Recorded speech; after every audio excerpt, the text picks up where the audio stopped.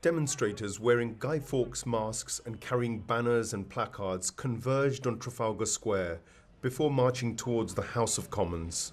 Anonymous, the organisation behind the Million Mask March, say they are protesting against austerity, infringement of rights and mass surveillance. This year's march was monitored by a heavy police presence, with officers carrying riot gear. However, the protest was largely peaceful. What's the march about today and why are you marching? I think lots of different people are protesting about different things. We're not all here for the same reasons. I think the main reason we're here is because we don't agree with mass surveillance, the use of the internet for mass surveillance. We didn't vote for the internet to be used as basically a spying tool. The normal average working person is being suppressed and isn't getting as much as we deserve. The people.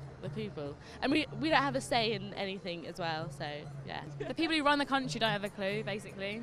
They're all from Eton. They haven't been in a hard working situation in their lives, so how can you talk for the people of the country?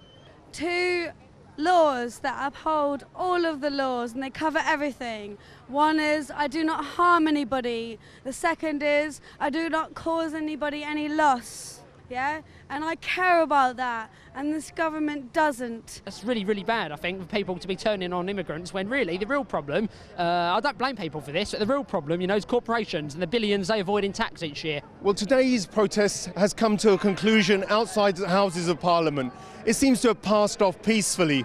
But the grievances which these people have been brewing all summer, with issues around welfare cuts, the Palestinian issue, foreign policy. These grievances will bring to bear their influence on the elections next year.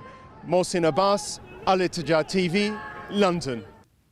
To discuss this issue with us further, we're joined by political activist Paul. Paul, thank you for joining us. Now, we know that the Anonymous movement is modelled on Guy Fawkes and his open opposition to the powers of be of his day. So what are the current aims of this movement? Well, it's no coincidence that all of this activity is going on outside the Palace of Westminster, which was the same venue that Guy Fawkes chose. I do believe that that it is an anti-government movement. That's why it's happening outside Parliament, and there's some very good reasons for this. So the people inside the Houses of Parliament have not been holding the government to account. Most of the laws that they promulgate are actually hatched by corporations in Brussels and then basically downloaded in Westminster.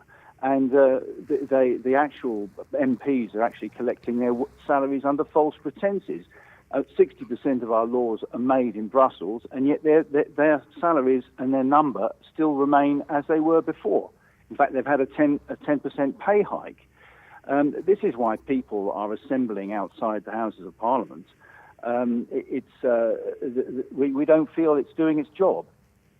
Well, you've called this an anti-government movement. Now, we know that the demonstrators in the 481 cities around the world where they gathered were represented by people of all ages and areas of society, but they all seem to come together for different reasons. Would you describe Anonymous as simply a platform to appease a sense of social discontent? Well, I think when it comes to things to complain about, how much time have you got?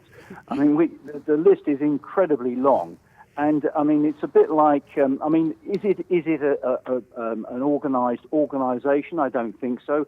We're all brought together in the same way that iron filings are attracted to a magnet. It's not a plot; it's just a physical law of nature. And so whether or not we all have identical things in common, certainly not. I've met people who've been in the movement who are there because they don't like the establishment paedophile rings that we all know are happening and the government appears to be covering up. We've got the spying, the GCHQ. Now we're all being spied on.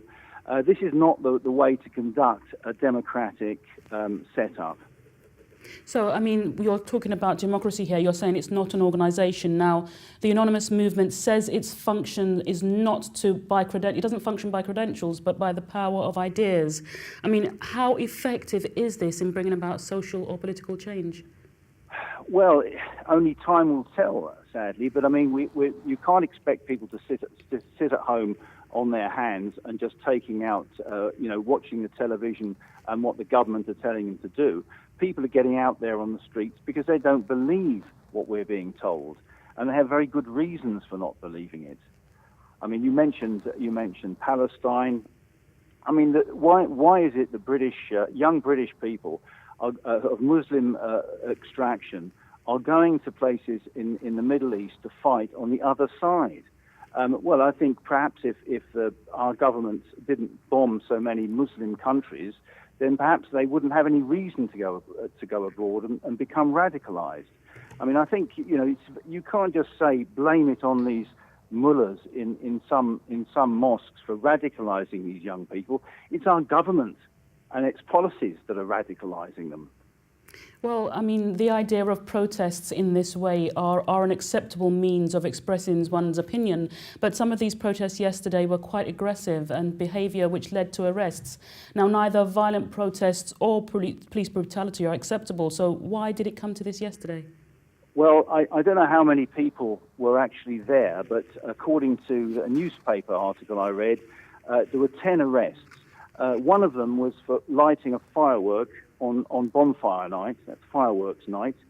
Another 2 were for suspicion of obstructing the Queen's Highway. And there was another 3 for suspicion of assaulting police officers. Now, that suspicion, that really is not exactly a long list of violent crimes.